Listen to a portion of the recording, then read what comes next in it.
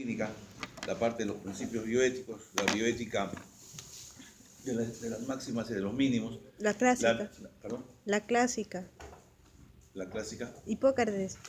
La Hipócrates y sus principios primarios de la ética de la virtud, la importancia del sistema, de la parte utilitaria en el aporte de la justicia y la no maleficencia, la justicia y la autonomía. Todo esto llega a los tiempos modernos. En los tiempos modernos la medicina había tenido un enorme desarrollo a partir del siglo XX. Hasta el año 1950 la medicina mundial era bastante retrasada. Yo empecé a trabajar, yo empecé a estudiar medicina en los años 60, que es un breakpoint, es un punto de quiebre de la medicina, digamos, tradicional con la medicina moderna. Cuando yo empiezo a estudiar, empiezo a ver primero los primeros aportes de la tecnología. Ya habían rayos X, obviamente, ya habían empezado los antibióticos, ya se había comenzado a domesticar la diabetes y también la hipertensión arterial. Pero si yo tuviera que ejercer con esos medicamentos ahora, voy preso por malpraxis. ¿Qué es lo que sucede? Que cada día el conocer más a profundidad, ya no solamente el universo del cuerpo humano, sino cada individual celular, les está dando a ustedes, junto con la informática y las posibilidades de desarrollo de la medicina, un mundo pero verdaderamente inmenso. Pero así como cada día que nosotros los cazadores de la enfermedad lográbamos abatir un problema, aparecían otros. Entonces cada vez que la medicina sigue creciendo, cada vez que buscamos un medicamento, ese medicamento satisface por lo menos la teoría de mucha gente, pero mucha gente sigue muriendo. En los ensayos clínicos, la mitad de los pacientes se mueren. Claro que el 10% entre las dos nos da la diferencia. De manera que la medicina todavía está entre un problema de beneficencia y de no maleficencia. De hecho, yo pensé que los dos eran lo mismo. Para mí se supone que si vas a hacerle bien a alguien, no le veo el sentido de la parte que le tengas que hacer daño.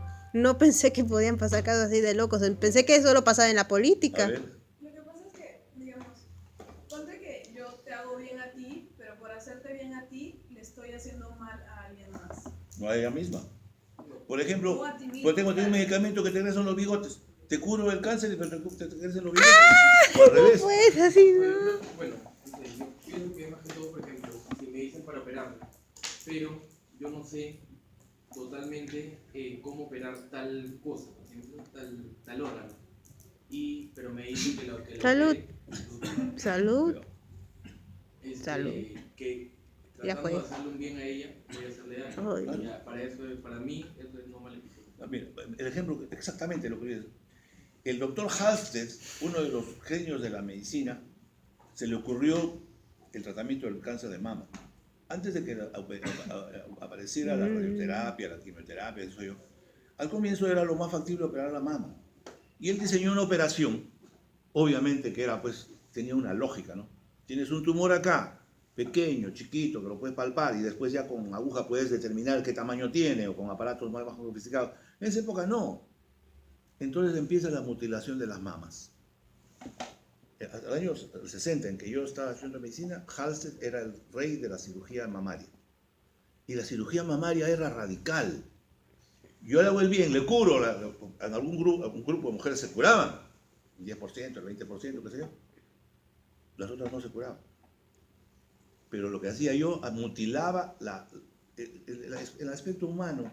¿A qué mujer quisiera tener una sola mama? Dime. ¿Puedes ir con bikini con una sola mama? No lo digo por ¿Tú eso. sabes el pero... golpe psicológico que le puede producir a una persona una mutilación? De ahí entra el cirujano. Ahí viene el factor de beneficencia contra no maleficencia. Como los varones cuando se vuelven eunucos. Ah, no, claro, por supuesto. Claro que sí, ahí también cobra. ¿Ah? Mejor no le digo porque mejor no le... No, entonces el problema es dual. Yo digo, la pregunta que pone ella en consideración tiene, y verdad, los primeros pensaron beneficencia, pues efectivamente, pero no habían considerado que el bien puede producir daño. Así es. Ese es un problema muy serio en la medicina. Entonces, la medicina cada vez que ha avanzado, ha entrado en territorios del daño. Como la Entonces, radioterapia y la quimioterapia. como la quimioterapia, ¿no es cierto? Como la quimioterapia es bien patente, ¿no es cierto? Mira, ahorita están de moda los inmunosupresores. Estamos en el siglo... Esta es una nueva etapa de la medicina que ustedes todavía no han despertado, ¿no? Nosotros ya no lo vamos a ver. Pero hoy en día, los inmunomoduladores que están de moda hace unos 10 años, han comenzado a escalar en el proceso de la enfermedad, que ustedes, así como nosotros que veíamos la tos convulsiva, ustedes ya no la ven. Ni siquiera la ven en película, porque ustedes, la tos convulsiva ya desapareció. Desapareció el sarampión, desapareció la viruela. ¿Qué es la tos compulsiva? Peor tos que la mía compulsiva. cuando me enfermo. Historia de la medicina. Soy muy joven para decírtelo. Pero hace 50 años la tos convulsiva le daba a todos los chicos. Y es la enfermedad más pegajosa y terrible que podía probablemente producir la muerte, pero es una cosa horrorosa. ¿Qué pasó? Ha desaparecido. ¿Solo El por una SIDA. tos? El SIDA apareció en los años 70, Hippies. ¿cierto? Apareció. Comenzó a multiplicarse como el cáncer, mucho más que el cáncer, porque en un momento determinado, y 100.000, 200.000, 500.000 millones de personas tenían SIDA. Y todavía en el Perú hay 400.000 personas con SIDA. No se curaba. Los primeros tratamientos, imagínense lo que pueden haber sucedido, mucha gente murieron por efecto de los tratamientos. Pero poco a poco se ha dominado. Entonces la medicina tiene una tendencia digamos, a hipertrofiar la beneficencia, pero la beneficencia siempre tiene daños. El daño colateral. En lo personal, el SIDA no creo que sea solo un problema solamente médico, también sería un problema moral. Escuché que antes de esa época, generalmente las enfermedades sexuales había, pero muy pocas y no tenían esa extraña magnitud que tuvo el SIDA. En resumen, los hippies lo arruinaron todo. En fin, ya. ¿Por qué no? Porque ellos iniciaron esa tontería de la revolución Claro, sexual, la los feminazis homosexuales. nacieron de ahí, toda Pachamanca y media de Latinoamérica no necesitaba más problemas y metieron esas porquerías acá. Bueno, bien, entonces, ya yendo un poco Si al no me tema, creen, búsquenlo por internet. un poco yendo La al historia tema, negra de Estados Unidos. yendo ya al tema, entonces, regresando a No, en ese presente. sentido racista, no. Entonces, cuando empieza ya a desarrollarse los tiempos modernos y la medicina comienza a ser más compleja, más precisa y también más riesgosa, también vienen otros conceptos que habían venido acompañados de lo que hemos comentado con el doctor Casanova desde el comienzo, y que últimamente ha hecho énfasis. Había la necesidad entonces de tener pues, un método para tomar decisiones, porque cada vez que nosotros hacemos un nuevo tratamiento, tenemos que ponernos a jugar con el mismo dado, los mismos dados de la beneficencia y no maleficencia. Acá tenemos un comité de ética nosotros, que trabajamos, ya tenemos más de 200 ensayos clínicos realizados. Y cada vez que hay un medicamento nuevo, hay un riesgo potencial de que los pacientes se mueran por esa enfermedad. En los años 95, casi el año 2000, aparece uno de los antiinflamatorios más importantes que ha tenido el primer antiinflamatorio que no tenía mayor acción sobre las úlceras pépticas, las enfermedades peptogénicas que producían generalmente gastritis y después hemorragias severas, ¿no? O sea, una de las diapogenias más grandes. O sea, con esa nueva droga comenzó a utilizarse en el mundo y prácticamente en 2-3 años, en 10 años que tuvo, se extendió a lo largo y ancho del mundo. Fue la droga más difundida, más promocionada, con mejor marketing del mundo. Flop. En los últimos 10 años, las estadísticas comenzaron a morir, que había alguna gente que moría por enfermedad aterosclerótica. Y asociando la estadística se dieron cuenta que estas correspondían al uso del Vioxx. Mire, el Vioxx, que fue una de las visiones del futuro, el medicamento del futuro, producía muertes, claro, no muchas, pero producía un número significativo estadísticamente de muertes. ¿Estados Unidos? Ya adiviné. Estados Unidos. No soy antiimperialista, pero tampoco soy comunista. Sin embargo, ese país tiene veneno en sus venas para algunas ocasiones. Así es. Entonces, ¿qué es lo que sucedió? Salud, salud. Tuvieron que sacar el medicamento, pero en ese momento ya había ganado 5 billones, había ganado 5 billones de dólares. O sea, solamente las ganancias. Cada medicamento que entra, ustedes saben que se invierten cientos de millones de dólares por un medicamento. Hoy día hay 2.000 medicamentos que se están produciendo a nivel del mundo a ese precio. Es una cosa, ustedes nos quedamos como viendo el universo, ¿no? Llegaremos al universo. Así es las finanzas, la economía, el mundo. O sea, hay realidades. Entonces, cuando todas esas cosas van a ser aplicadas, nosotros, los que hacemos medicina, nosotros tenemos que estar cuidándonos de esas cosas, como dicen bien. ¿Por qué? Porque todo eso que se invierte, todo eso que se aporta, todo eso que es, entre otras cosas, avance para la salud, también es un avance económico, también es un resarcimiento. ¿Ustedes creen que por qué se producen los medicamentos? ¿Para curar las enfermedades nomás? No, hay un fin utilitario. Bien, entonces, ya que sabemos la historia de la bioética, ya le hemos dado tanta vuelta que creo que ya se deben haber aprendido de memoria. En los tiempos modernos, la medicina comienza a tomar otros rumbos. Comienza a haber tecnología, comienzan a haber, los médicos nos vamos especializando cada vez más. Hoy día los medicamentos se hacen extensivos, hoy día hay un panorama, hoy día las máquinas, hoy día pueden ver ustedes con milímetros un tumor de este tamañito que antes no lo podíamos ver jamás. Entonces, con esa medicina entramos a la práctica clínica que la van a recibir ustedes dentro de un par de años. 5 años se van a estar recetando, señores, Dios mío, están recetando ya los estudiantes de medicina. Porque ya comienza la parte pragmática de ustedes. Entonces, ustedes ahí sí tienen que ver cómo es que la medicina se va a relacionar con la salud poblacional. Y dentro de esos aspectos entra el aspecto del médico con el paciente, que es un capítulo que deberíamos tocar, ojalá que lo podamos tocar, que es la relación médico-paciente. Entonces, nosotros ya estamos llegando, y ustedes ya a la praxis, ya a la teoría del sodio, el potasio, de que esto, de la presión de oxígeno, todo eso se va a concentrar en una sola situación, en la aplicación ya en las personas. Ya ustedes unos operarán, otros se pondrán a quimioterapia, otros pondrán tratamientos psiquiátricos, otros darán drogas, etc. Pero ya estamos interviniendo en las personas, modificando sus vidas y sus cuerpos. De manera que eso es lo importante que ustedes tienen que tomar en cuenta para saber qué es lo que vamos a hacer. Entonces, en esta disyuntiva de la medicina aparece pues la duda, ¿no? O sea, cada vez que yo voy a dar un tratamiento, tengo que tomar en cuenta cuál va a ser el impacto en el paciente. La mayor parte de las medicinas ahorita no curan. Mira, a pesar del gran avance tecnológico, la diabetes sigue creciendo, la hipertensión, la diabetes, a pesar de las drogas. Entonces, ¿qué pasó? ¿Qué estamos haciendo? El SIDA sigue todavía enseñoreándose, claro que ya se ha controlado de alguna manera. Las infecciones siguen matando a la población. Vayan ustedes al cuidado intensivo en este momento, a esta hora, a este minuto. Hay miles de personas muriendo por infecciones, ¿no es cierto? Y el cáncer sigue vangoneándose en el mundo. Entonces, la medicina va a estar siempre en ese sentido. Y tú, en el medio, vas a estar tomando decisiones. Ahora que ya tienen en el bolsillo los 4 principios bioéticos, podrán sacar sus dados y jugar cada vez que tienen un problema y tomar decisiones. Porque hay decisiones que son cualquiera. No tienes una gripe, tómate. Pero cuando tienes, señora, esa señorita tiene cáncer de mama, cáncer de tiroides, cáncer de pulmón, ¿qué le dices al paciente? ¿Se dan cuenta? Ahí vienen las disyuntivas que tiene la naturaleza. Te llamo un ratito, estoy en clase. Te llamo un ratito. Entonces, te llamo en clase, estoy en clase.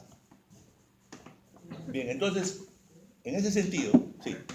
Bueno, por ejemplo, no sé si ha visto, bueno, en el noticiero que ha salido unos médicos, bueno, un médico dio de alta a una niñita ¿Ya? que había llegado por vómito ¿Ya? y le pusieron un medicamento. ¿Ya? La cosa es que le dieron de alta y se muere. No sé si lo ha visto. No. ¿Y? Ya, ahorita hay un problema ya. La cosa es que dice que ya tenía vómitos hace 4 días. ¿Ya? Pasado, obviamente. Y pero no hubo más. ¿Por qué hubo los vómitos? ¿Por qué todo? No. La cosa es que pararon el vómito, dice que la chiquita se quedó dormida y la dieron de alta. Pero no hicieron tomografías, nada. Ya. Y por eso es el tema ahora. ¿Sí? Debieron examinar Mira este tema. Les voy a contar cómo es la medicina, cómo funciona la medicina. En El triunfo de la medicina, que es un libro de este grueso, hay un capítulo que es extraordinario. ¿Qué sucede? Un cirujano hace 60 años, 80 años, se dedicó, vio la importancia que tenían los tumores de la tiroides. Y ustedes ya no van a ver, pero antes los tumores de la tiroides, sobre todo los tumores que tenían que ver con lo que decían el coto en la sierra, estos tumores enormes ¿han visto alguna vez? ¿Bocio? El bocio. Entonces, estos bocios gigantescos, la mayor parte eran normotiroideos, ¿no? Porque eso era falta de yodo, entonces crecían por ese motivo. Pero habían algunos pues que crecían exageradamente. Entonces un doctor vino a proponer la cirugía y efectivamente pues la cirugía es de lógica, ¿no? Tú le sacas el bocio y no pasaba nada. Entonces él poco a poco comenzó averiguando y entonces un día una niña de 7 años, 8 años, vino con una tumoración gigantesca. Y entonces pues él, en esa época, la desesperación la operó y efectivamente una cirugía maravillosa, la chica quedó perfectamente. El cirujano regresó después de 15 años y entonces va a la ciudad donde había operado y por coincidencia le dicen que iba a venir la niñita que había operado. Y efectivamente pues aparece una niña hermosa, pues imagínense, así como ustedes, 22 años, en lo mejor de la vida, estudiando, imagínense. A los 22 años esa niña pues, mira, se siente el orgulloso y ves, mira lo que queda esta niña, cómo la he curado. No, doctor, ella no es, le dijo, es la otra. Ella es su gemela. Ella está normal, pero usted le operó a la otra. Al sacarle la tiroides, le sacó la glándula tiroidea y la paratiroides. Y en esa época no sabían que la glándula tiroides era vital para el crecimiento. ¿Se dan cuenta? O sea, lo que les quiero explicar es cómo es que la cirugía o la medicina en general O sea, se quedó chatita. se quedó pues cretina. Entonces, lo que sucede es eso, ¿no es cierto? Entonces, en el capítulo que voy a tocar ahora, aparece el famoso cretinismo. El cretinismo es una enfermedad producida por falta de tiroides, que se ve mucho en la sierra. Y esta chica justo le operó cuando no debía operarla. Entonces, en la medicina, esos contrastes nos han hecho llevar a que, conociendo esta maleficencia o daño que se puede hacer, es que hay que aprender a manejar esto. Y entonces ha aparecido el concepto de consentimiento informado. El doctor se habrá querido jalar de los cabellos. Imagínate, quería suicidarse. Doctor, Ricardo es en la clínica de Sur de San Pedro. Ajá, voy a revisarlo. Sí, A ver si mañana me da más ¿quieres? información y lo revisamos. Eso deja muy mal parada la clínica. Bueno, vamos a ver qué pasa. Ya, está bien. Ya está bien. Acá estamos. Luisa Dominga nos va a decir. Bien, entonces vamos a tratar el concepto del tema del consentimiento informado. ¿Ya? Ese es el joven que les digo que a mí siempre me ha. ¿Qué pasa? Pablo Simón Loro. Loro. Mira, este es el que yo les decía, un paradigma del médico de vocación. Hablará mucho. Gracias. Está bien. Ahora ya no. Entonces, vamos a ver el consentimiento informado, que es una de las. Miren. Consentimiento informado, como su nombre lo indica, quiere decir consentimiento informado. Qué cosa más inteligente. Bien, entonces, el origen es inglés. El consentimiento informado deriva de la palabra inglesa informed consent. O sea, ahí apareció, por lo tanto, tienen ellos el derecho a lo mismo. Y se asumía de que las raíces estaban cuando en Inglaterra el famoso hermano de Ricardo Corazón de León, Juan Sin Tierra, firmó un documento que se llamó la Carta Magna Inglesa. Sin tierra. Y la Carta Magna Inglesa son los derechos de las personas que fueron establecidos en el año de 1215, cuando Juan Sin Tierra, que fue avasallado por los caballeros de la Mesa Ronda, y le hicieron firmar una carta por la cual se establecían los derechos, que en ese caso eran de los caballeros, y que después son la Carta Magna, son los derechos civiles. Esos derechos de Inglaterra han sido la base de lo que hoy día son los derechos humanos.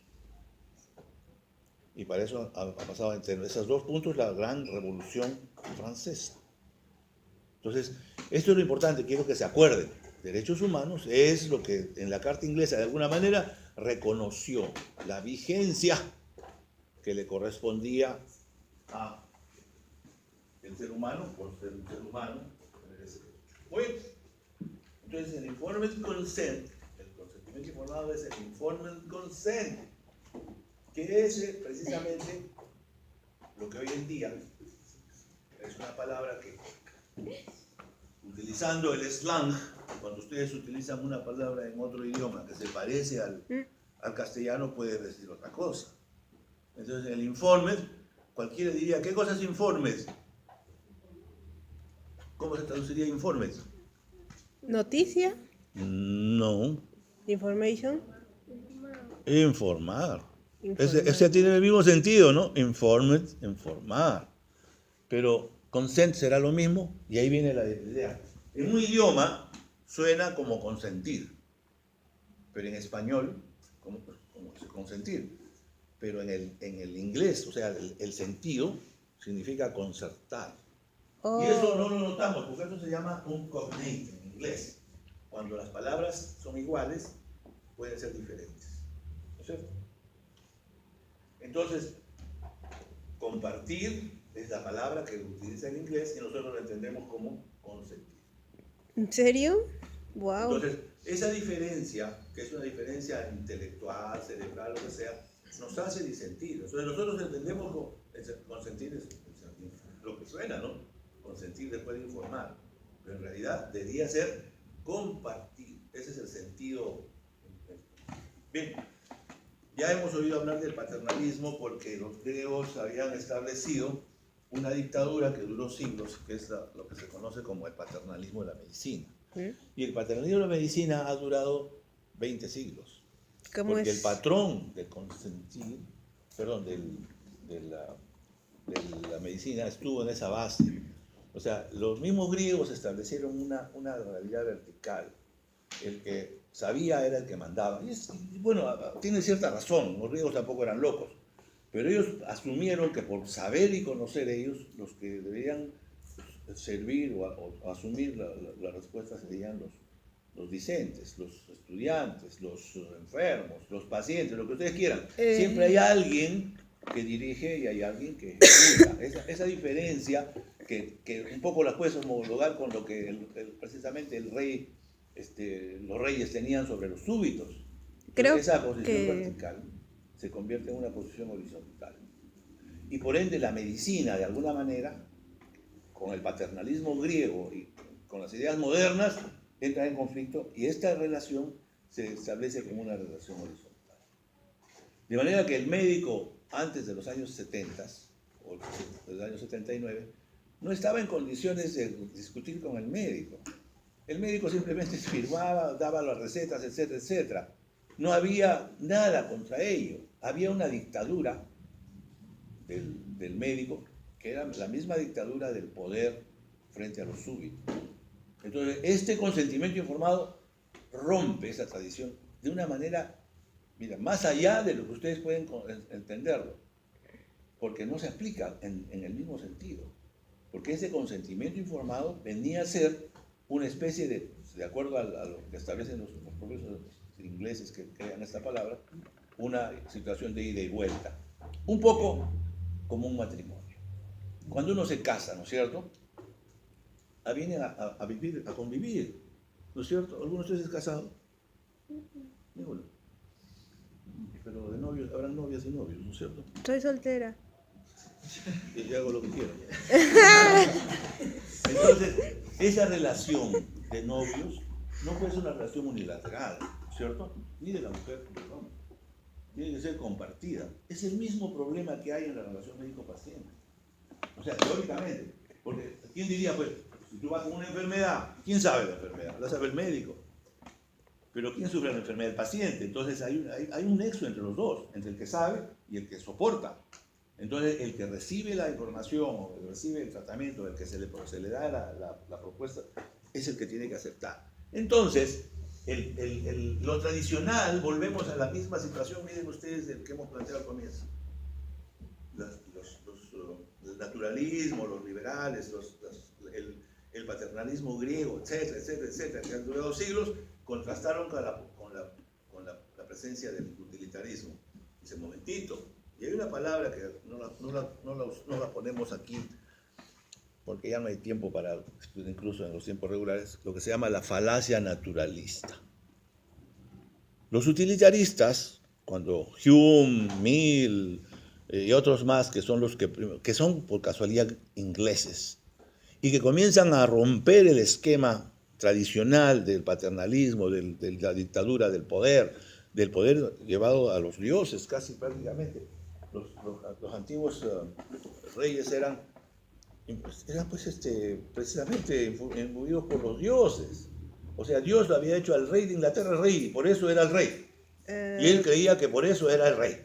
O sea, por un derecho divino. Cosa que obviamente era falso, ¿no es cierto? Cualquiera sabe eso. Todos los reyes, pero todos lo hacían así, y eran dueños por la fuerza. Hasta que aparece la democracia en Grecia y después las otras democracias hasta los tiempos modernos. Y entonces de ahí aparece Stuart Mill, que el principal utilitarista en crear la autonomía, que es la base de las libertades, establece: todos tenemos derecho a decidir. Tipo moderno. Esa idea de Hipócrates creo que hubiera funcionado si no fuera porque existen médicos como el que mencionó mi amigo, que la niñita terminó muriendo por no saber de qué vomitaba.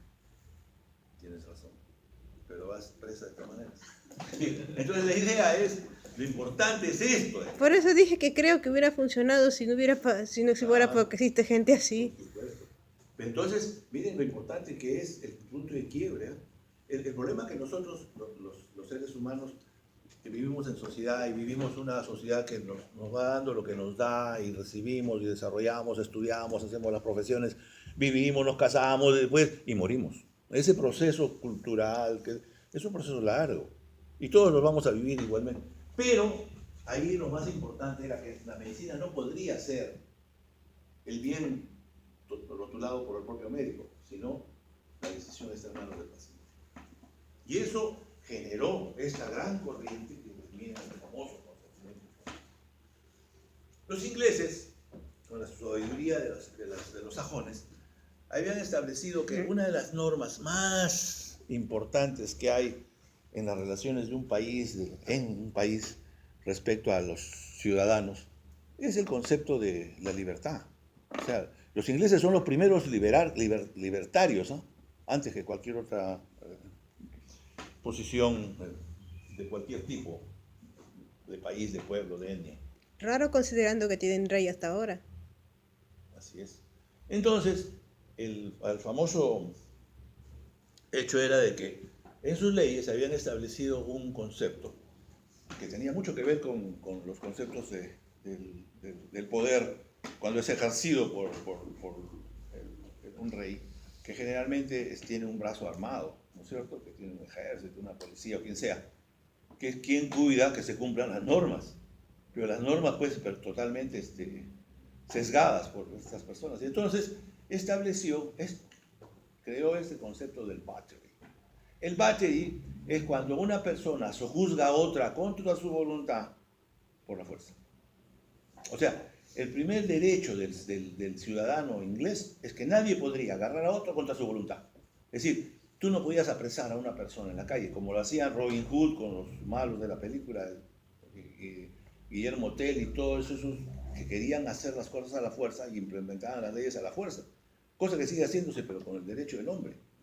Entonces, el battery estaba fundamentado en ello. Entonces, probablemente, este battery, esto fue de alguna manera introducido en la parte legal inglesa y tiene mucha vigencia. ¿Por qué? Porque le dio lo que se llama el carácter felony. En inglés, felony es ya, en castellano, es un equivalente a un delito.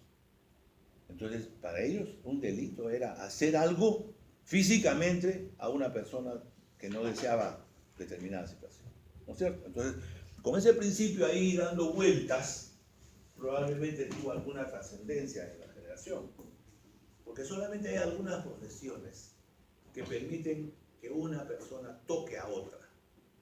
O sea, es legal que un boxeador te golpee. O sea, tú en la calle yo le pego a uno de ustedes, seguramente voy preso. Pero si estamos boxeando, nadie me va a meter preso, ¿cierto? Entonces hay algunas profesiones en las cuales se permiten estas situaciones sin mayores problemas. Entonces, el consentimiento informado ha aparecido como un proceso en el cual hay un ser humano, que es el enfermo, que se enfrenta a otro ser humano, que es el médico, y no es que sea un dios ni nada por el estilo, ni un sabio, y que es el que establece de alguna manera las relaciones. La del que necesita con el que ofrece, del pobre, doloroso, doliente, con el que puede darle el que sabe, el que conoce, el que prescribe, el que está sano. Es una relación difícil. Y entre ellas se establece esta relación médico-paciente que termina en una relación que teóricamente nos lleva a una confrontación que termina generalmente en el mejor interés del paciente. De manera que este proceso que ustedes han visto secuenciado acá establece los vicios, como cuando yo coacciono a un paciente o cuando el paciente utiliza sus recursos para atentar contra ello, o cuando aplicamos de alguna manera no adecuada nuestra capacidad de curar. Entonces la medicina tiene ese límite, ¿no? Dado por, obviamente, el hecho de que hay, por un lado, autonomía, por otro lado, no maleficencia, por otro lado, hay justicia también. O sea, todo entra en juego. Miren ustedes cómo todas las cosas entran en juego en el arte de la medicina. Por ejemplo, las mujeres tienen el derecho bueno, lo tienen, el derecho a controlar la procreación, ¿no es cierto? Antes del avenimiento de las píldoras anticonceptivas, las mujeres tenían la función de tener hijos. Todas sus abuelas y algunas de sus madres probablemente estaban destinadas a ello. Vivían en las casas con familiares para procrear los hijos. El papá era un empleado público, un profesional, él tenía sus hijos, él cuidaba de la alimentación, de la economía, pero la que hacía era la mujer. Poquísimas mujeres trabajaban. Es por eso que yo creía más bien que era él el que estaba para hacer hijos. Porque yo, igual que mi abuela, tenía los niños y me hubiera... Imagínate. Adiós. Hubiera sido correcto. Con todo y bebé. Entonces, estos cambios que estamos mencionando, que estamos hablando de Yo no pensé problemas, que ustedes pensaban similar, porque hay hombres que abandonan y yo pensé, entonces o sea, yo al ver eso yo pensaba que no pensaban así, yo no creía, porque hasta rechazaban a sus propios hijos, por eso yo pensaba, entonces para ellos no los servimos, pero ellos sí sirven para eso. Pero eso pues ha sido Qué raro, ¿no? en la naturaleza. En resumen, ambos están para ser hijos, así que no es Cuando solo la un historia lado. empezó eran Adán y Eva. Después, en la Biblia se describe que los hombres éramos, bueno, digo éramos porque por la parte de los genes, pero éramos machistas y teníamos, los árabes todavía tienen algunos harems. Había una tendencia natural a que en los animales haya el macho alfa y el resto sea. Entonces, ese concepto que es instintivo. Pero ahí dice más bien que en el Edén solo había macho y hembra. Sí, pues. Después salieron los mariconcitos. Pero así funciona pues, la cosa, ¿no es cierto? Pero lo que quiero decirles es que esta liberación de la píldora ha llevado a la mujer al sitio que le corresponde, ¿no? Esa Al lado cochinada del es varón, abortiva. en las mismas condiciones. Por lo tanto, es importante entender que la autonomía es un elemento central.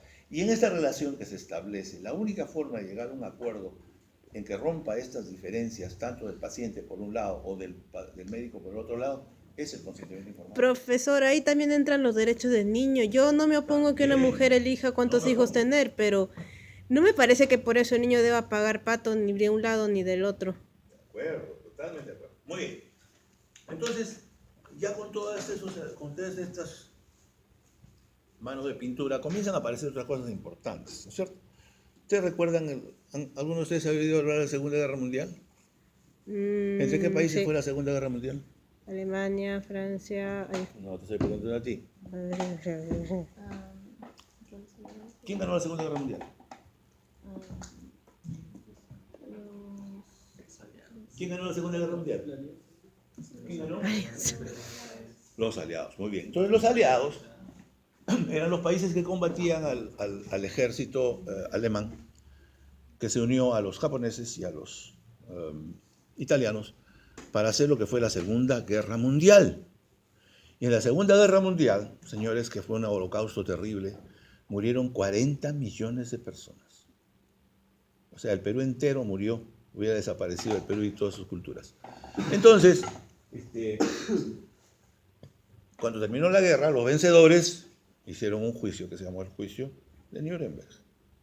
El juicio de Nuremberg, dentro del juicio que fue condenar a todos los personajes que estuvieron involucrados, fue generalmente los que hicieron asesinatos puntuales, pero sobre todo a los jerarcas, hicieron un juicio. En ese juicio de Nuremberg, entonces, se sacó un grupo de médicos, que lo vamos a ver en el otro capítulo, que eran los médicos que habían hecho experimentos nazis. experimentos científicos en la guerra.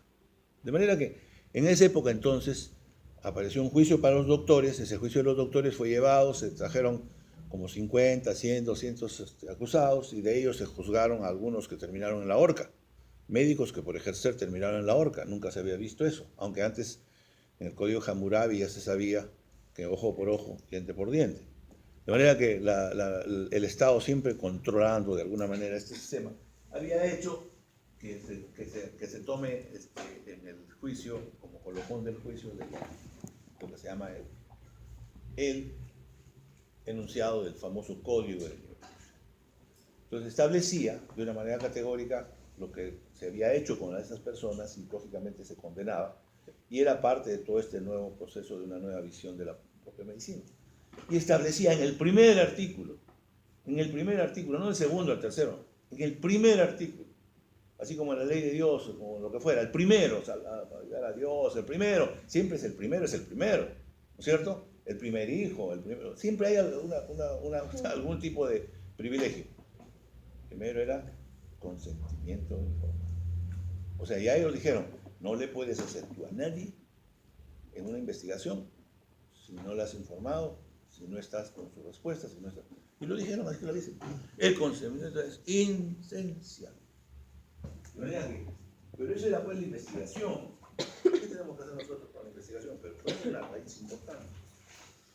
Posteriormente, ya los pacientes más organizados, a lo largo de los últimos 40 años, comenzaron a hacer esas cartas que se llaman las cartas de los derechos humanos, que aparecieron en la década de los 70. Y miren ustedes, en el Perú, la primera carta de derechos de los usuarios del paciente, ¿cuándo cree que ha aparecido? Denme una fecha y pago 100.000 soles, 200.000 soles. 1982. 73. Frío. Ya perdieron. ¿Ya ves? Por no saber, han perdido 200. El año pasado, la ley de los derechos de los usuarios en salud ha salido el año pasado. En el Perú no había nunca una ley que protegiera a los pacientes. ¿Qué? Me pareció increíble que no existiera una ley así. Entonces, ¿se dan cuenta? No, me ¿Se asusté. dan cuenta de la importancia que Me tiene? sorprendí. ¿No es cierto? No puedo creer que no Miren. existiera una ley así acá. ¿Qué querían? ¿Qué? Hubieras nacido antes. Muy bien. Entonces, por alguna razón de Birli Birlo, que ya lo Gracias vimos por la en preocupación. primera clase, en un lugar de los Estados Unidos, en Alabama, en un pueblito que se llama Tuskegee, apareció una denuncia acerca de una supuesta situación que se había cometido contra un grupo de afroamericanos. Ahora dicen afroamericanos, en ese pueblo eran negros. Estos negritos... Acá no se le considera estudio, insulto. y en ese estudio fue considerado después como desleal. Y el problema más importante era que estos negritos tenían sífilis y que era una enfermedad epidémica en el mundo, pero que en Estados Unidos había cobrado una suerte de expansión rápida, ¿no? ¿Ustedes saben cómo se contagia la sífilis? ¿Transmisión sexual? Por tratamiento. ¿Por qué? ¿Transmisión sexual? Por transmisión. ¿Y por qué me dices así tan despacito? No sé. Por transmisión sexual. Y ustedes saben que la sífilis ha sido una de las epidemias crónicas que se ha expandido más rápidamente por el mundo. De manera que en América, felizmente con la penicilina desapareció, si no lo tendríamos hasta ahora. Y en Estados Unidos y en el sur de los Estados Unidos, el lugar donde vivía la gente de raza negra, había una cantidad de cero positivos muy elevada. ¡Qué piña! Entonces se les ocurrió que podían hacer un estudio para determinar, ya un estudio científico, cuál era la evolución natural de la sífilis. ¿Y cómo sería para saber la historia natural de una enfermedad? ¿Cómo haríamos? Primero ver la triada. A ver, sigamos. A ver, la primera. Primero huésped, agente y Muy bien. y ambiente. Ya. ¿Cómo haríamos para determinar que una enfermedad produce una enfermedad? A ver, ¿cómo haríamos? ¿Cómo harías tú para saber? A ver, ¿cómo harías esto? A ver, ¿cuál? Estás investigando, o sea, para poder investigar una enfermedad tienes que tener un enfermo. Y si quieres investigar la evolución de la enfermedad, tienes que tener un enfermo que no es tratado. Y que A ver, muy bien. Ah, pues está bien. empezando su enfermedad. ¿Ustedes son de qué universidad son ustedes? San Martín. Ah, ya está muy bien, ¿no? A ver si son todos iguales.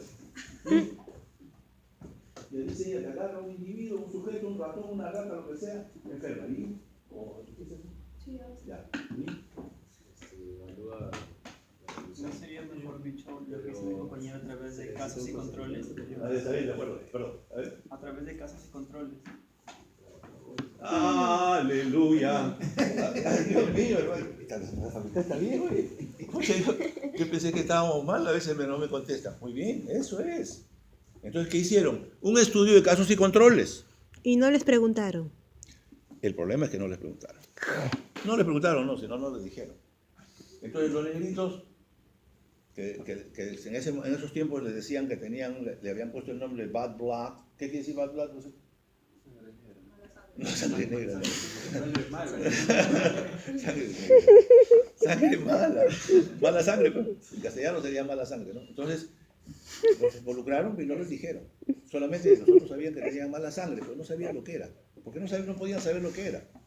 Eran cero positivos. Entonces agarraron un grupo de negros, 240 negros sin enfermedad y 340, 120 con enfermedad. Hicieron un estudio caso-control y los estudiaron a lo largo de... Entonces, obviamente lo que querían era ver la evolución de la enfermedad.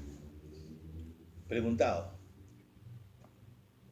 ¿era racional ese estudio? ¿Racional era el estudio? ¿Qué dices? ¿Estaba racional el estudio o no? ¿Se habría llegado a alguna conclusión o no? Supongo que sí. Claro, ¿cómo no? Por supuesto. ¿Qué hubieras esperado a los 10 años? ¿A los 5? ¿Qué hubieras esperado a los 5 años? A ver, ¿quién me ha entendido, por favor? Alguien que esté despierto, lúcido. ¿Ya? ¿Cómo? A ver. O sea que en 5 años ya tienes que haber visto varios casos en los que vas a estar apuntando la evolución de la enfermedad. Eso es. Estoy aquí. Así es, ¿no es cierto? Claro, cuántos se han muerto, cuántos le han salido granos, cuántos se han quedado, que se les ha caído la nariz, lo que sea. Entonces, eso era el estudio. Pero era en 5 años. Yo en 5 años podría haber aceptado. Pero el estudio duró 30 años. Imagínate, 30 años. Entonces, ¿qué pasó? Lógicamente, unos se murieron de sífilis, otros de complicaciones, etcétera, etcétera. Pero lo importante es que ya había aparecido la penicilina. A propósito, ¿cuándo aparece la penicilina? ¿Qué año? Por 100.000 soles. Escúchame, hoy día me estoy volviendo de plata. 1800, Dios mío. 1900, ¡pico! 1900. Mira, ¿Cómo hacemos? No, pues ya conversamos. A la nota vamos a conversar. Entonces, es verdad. Entonces, en el año 48, el estudio empezó en el año 30. O sea, ya habían pasado los 5 años de reglamento. O sea, aunque no hubiera habido nada, ya había un defecto. Entonces, ese es el problema del caso Trujillo. Entonces, quiere decir que, o sea, en resumen, se utilizó una minoría racial. Porque era racial. Eso era un experimento racista. Segundo, no les dijeron nada. Les faltó el consentimiento informado. Y tercero, lo más terrible, no les dieron tratamiento. No fue controlado. ¿Controlado por qué? O sea, ninguno. No les dieron a nadie. Ah, su madre, eso ya es crueldad. O sea, que sea, pues, claro, lógicamente eso terminó en un caso terrible. Bien, pero por también, de otra raíz del consentimiento informado, que es mucho más legalista que otra cosa. En el año 14, la señora Schollendorf era una dama que fue sometida por un médico a una evaluación. Y en esa evaluación, no sé claro los detalles porque ya es mucho tiempo que ha pasado, no está muy ilustrado. Lo cierto es que esta señora se sometió a un examen bajo anestesia. Vamos a aceptar que fuera así. En el examen, el médico encontró que había una tumoración. ¿Qué hubieras hecho tú si fueras la cirujana? ¿Tú quieres ser cirujana o no? Sí, pero es A ver. dependiendo de la persona, lo que desea la persona. Ah, muy bien. Pero estás en la cirugía, tú encuentras un tumor, ¿qué harías? O sea, trataría de removerlo, pero Muy bien. no tengo el consentimiento de la persona. Muy bien, en tiempos modernos. ¿Tú qué eres? Ah, muy bueno, muy buena, claro, es una buena salida. Ahí sí me agarraste en frío. ¿Qué haríamos por acá? ¿Qué dijo? Dice que dependería para saber si es o no benigno o maligno. Muy buena, es buena la pregunta. Es buena la acción. ¿Podrías Bueno, es cierto, es cierto, es cierto. Miren, todo está dentro de la razón, ¿ah? De la razón médica. Doctor, pero específicamente dice expresó el síntoma de no removerlo. Es como si un paciente dice, yo no quiero que me den medicamento y el médico no puede, Así es. no puede darle medicamento. Así es. El problema es que antes la medicina no era así. ¿Mm? Antes la medicina, el médico era el que comandaba. Nadie podía refutarle a un médico. En algún sentido tiene la palabra. Miren, en Cuba, que no se entran en medias tintas. Cuando es de salud pública, ellos establecen una norma. Y si tienes que tomar tuberculosis, tienes que tomarla, si no te fusilan. Entonces, es un sistema donde el consentimiento informado no tiene que ver por la salud pública. Y tiene algún sentido. O sea, no te digo, mira, el consentimiento informado no es la panacea y la solución total de los problemas del médico. Es el más humano. Es el más racional, humanamente hablando, éticamente hablando, bioéticamente hablando, pero no es la solución al problema. Había mucho, imagínense ustedes, yo les planteo lo siguiente. Por ejemplo, si hacemos una evaluación aquí de todo el grupo de los jóvenes que pueden, fértiles y que se van a casar, encontramos 1, 2, 3, 4, 5 que tienen una enfermedad que no se condice con por ejemplo, pongamos la diabetes. Y entonces el Estado, si yo decía, tienes diabetes, entonces no te puedes casar. Por decirte, al extremo. Porque hay enfermedades. Por ejemplo, ¿han visto ustedes